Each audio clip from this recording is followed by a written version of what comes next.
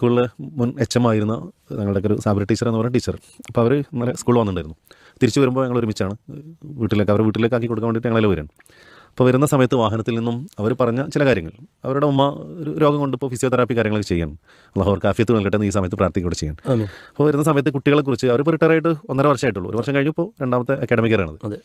അപ്പോൾ കുട്ടികളുടെ ഓരോ കാര്യങ്ങളും അന്നും ഇടപെടും, ഇപ്പോഴും അന്വേഷിക്കും എന്തൊക്കെയാണ് മാഷേ കുട്ടികളുടെ വിശേഷങ്ങൾ എങ്ങനെയുണ്ട്, പിന്നെ ഏതെങ്കിലും പ്രയാസം അനുഭവിക്കുന്ന കുട്ടികളുണ്ടെങ്കിൽ അത്തരം കുട്ടികളെ കണ്ടെത്താനും അവർക്ക് വേണ്ട സഹായങ്ങൾ എത്തിച്ചു കൊടുക്കാൻ ടീച്ചർ എന്നും മുൻകൈ എടുക്കുന്നുണ്ട്. ഇപ്പോൾ റിട്ടയർ ആയതിൻ്റെ ശേഷവും അങ്ങനെയുള്ള കാര്യങ്ങളൊക്കെ അവർ ഇടപെടാറുണ്ട്.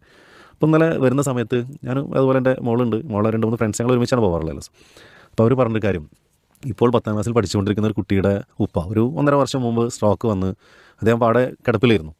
ആ കിടപ്പിലായി പിന്നെ ഒക്കെ റിക്കവർ ചെയ്ത് ഇങ്ങനെ വന്ന് ഇപ്പോൾ ഫിസിയോതെറാപ്പിക്ക് ഇവർ പോകുന്ന സമയത്ത് സ്വാഭാവികമായിട്ടും ആ കുട്ടിയുടെ ഉമ്മയും അവിടെ എത്താറുണ്ടെന്നുള്ളതാണ്. എന്നിട്ട് ആ ഉമ്മയെക്കുറിച്ചാണ് പിന്നെ ടീച്ചർ ഞങ്ങളോട് പറയുന്നത്. ആ ഒരു സ്ത്രീയെ സമ്മതിക്കണം. അവരുടെ ഹസ്ബൻഡിന് ഇപ്പോൾ ഒരുപാട് മാറ്റം വന്നതിൻ്റെ പിന്നിൽ ഏറെ പ്രയത്നം അവരെടുത്തിട്ടുണ്ടെന്നുള്ളതാണ്. ഓരോ കാര്യത്തിലും അതീവ ശ്രദ്ധ പുലർത്തുകയാണ്. അപ്പോൾ അവിടെ കൊണ്ടുവന്ന ഒരുപാട് സമയം ദൈർഘ്യമേറിയ ഫിസിയോതെറാപ്പിയാണ് ചെയ്യാറുള്ളത് തോന്നുന്നു.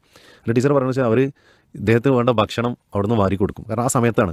അപ്പോൾ അതിനിടയിൽ ഭക്ഷണം വാരി കൊടുക്കും. എന്നിട്ട് ഫിസിയോതെറാപ്പി ചെയ്യുന്ന സമയത്ത് ഒരു മൂലയിൽ പോയി ഒരു പൊതിയിൽ കൊണ്ടുവന്നിടണം, അത് വേഗം കഴിച്ച് ബാക്കിയുള്ള എല്ലാ കാര്യങ്ങളും. അതുപോലെ അവിടെ ഏതെങ്കിലും ഇതുപോലെ പ്രയാസം അനുഭവിക്കുന്ന രോഗികളൊക്കെ വന്ന് അവർക്ക് വേണ്ട എന്തെങ്കിലുമൊക്കെ ഒരു ഹെൽപ്പ് ചെയ്യുന്നുള്ളത്. അപ്പോൾ എന്നെ സ്ട്രൈക്ക് ചെയ്തൊരു കാര്യം അല്ലേ, ഒരു സ്ത്രീ, ആ സ്ത്രീക്ക് ഇതൊക്കെ സാധിക്കും എന്നുള്ളത്. നമ്മൾ പലപ്പോഴും പുരുഷന്മാരെ സംബന്ധിച്ച് അടച്ചാക്ഷേപിക്കുകയല്ല, എന്നാലും ഒന്ന് ആലോചിക്കുകയാണെങ്കിൽ ഇത്രത്തോളം ക്ഷമ അല്ലെങ്കിൽ ഒരു പരിചരണ മനോഭാവം നമുക്കുണ്ടോ എന്ന കാര്യത്തിൽ സംശയമാണ്. ഇങ്ങനെ എത്രയോ സഹോദരിമാർ തങ്ങളുടെ കുടുംബത്തിനും ഭർത്താക്കന്മാർക്കും മാതാപിതാക്കൾക്കൊക്കെ വേണ്ടി കഠിനാധ്വാനം ചെയ്യുന്നുണ്ട്. അതിൻ്റെ വില ഒരിക്കലും നമുക്ക് മനസ്സിലാക്കാൻ സാധിക്കില്ല. സ്വാഭാവികമായിട്ടും അത്തരക്കാരായ ആളുകളെ കണ്ടെത്താനും അവർക്കൊക്കെ വേണ്ടി പ്രാർത്ഥിക്കാനും അതിലുപരി ഇനിയും ഇതുപോലുള്ള സേവനങ്ങളൊക്കെ തങ്ങളുടെ കുടുംബത്തിന് വേണ്ടി ചെയ്യാനും എല്ലാവർക്കും സാധിക്കട്ടെ എന്ന് കൂടി ഒരു അവസരത്തിൽ പ്രാർത്ഥിക്കുക. അതെ, പലപ്പോഴും എന്താ വെച്ചാൽ ഈ ഒരു സംഭവം പറയുമ്പോൾ ഇന്നത്തെ കാലത്ത് ജീവിക്കുന്ന ഈ ന്യൂജൻ, ഈ പുതിയ തലമുറയിൽ ജീവിക്കുന്ന, ഇന്നിപ്പോൾ ബീറ്റ ജനറേഷനിലൂടെ പോകുന്നത്, അതിന് മുമ്പുള്ള തലമുറകളിൽ ജീവിക്കുന്ന ആളുകൾ ശരിക്ക് ഇങ്ങനെയുള്ള സ്ട്രോക്ക് വന്ന് അത് ഒരുപാട് കാറ്റഗറി ഉണ്ട് സ്ട്രോക്കിൽ. അതിൽ തന്നെ ചിലതൊക്കെ ശരിയായി വന്ന് ഒരുപാട് തെറാപ്പി ചിലപ്പോൾ വർഷങ്ങൾ ചെയ്യേണ്ടി വരും.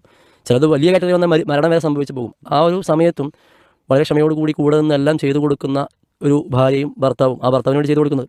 പക്ഷെ ഇന്നത്തെ കാലത്ത് നേരെ ഒരു മറുവശം ചിന്തിക്കുമ്പോൾ ചെറിയ നിസ്സാരമായ പ്രശ്നങ്ങൾക്ക്, അതായത് എനിക്കറിയാം ഭർത്താവിന് ബുള്ളറ്റ് ഇല്ലാത്തത് കൊണ്ട് മാത്രം എനിക്ക് വേണ്ട എന്ന് പറയുന്ന പുതിയ തലമുറയിലെ ഭാര്യമാരാണല്ലോ പുതിയ തലമുറയിലെ യുവതികൾ പറയുമ്പോൾ, ഇത്തരം അവസ്ഥയിൽ ഈ രോഗാവസ്ഥ വന്നിട്ടും വളരെ ക്ഷമയോടുകൂടി തൻ്റെ സ്വന്തം ഭർത്താവിന് ചെയ്തു കൊടുക്കുന്നത് അള്ളാഹുവിൻ്റെ പ്രതിഫലം കാണിച്ചുകൊണ്ടും കൂടിയാണ്.